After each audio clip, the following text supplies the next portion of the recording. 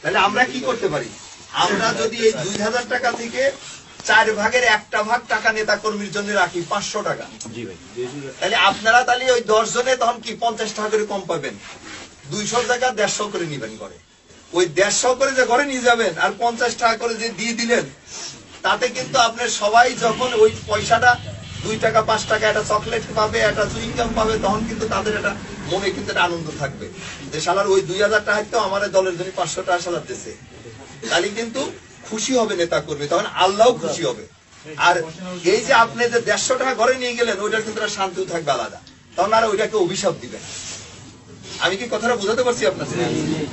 সেটা আমার কথা হাট বাজার, ওএমএস ডিলার হোক, খাদ্য বান্ধবের ডিলার হোক, ওই আপনার মাছ চাষ করাতে হোক, কোন টেন্ডারের থেকেও যে যেটা করবে, এটা কিন্তু স্পষ্ট মেসেজ আমাদের। কে কি করলো আমি জানি না, আমার দলের নেতা কর্মী যদি কেউ এটা না করে, ওই 90 জনের সাথে কিন্তু আমি ঘোষণা দিয়ে ওই 10 জনের বিরুদ্ধে নামবো।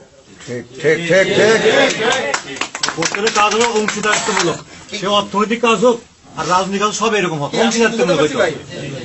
আমি কিন্তু তখন ওই 90 জনের কাতারে যায় তখন কিন্তু বিদ্রোহ করবো আপনাদের সাথে। এই জন্য আমি, এবং আপনারা তখন সংখ্যায়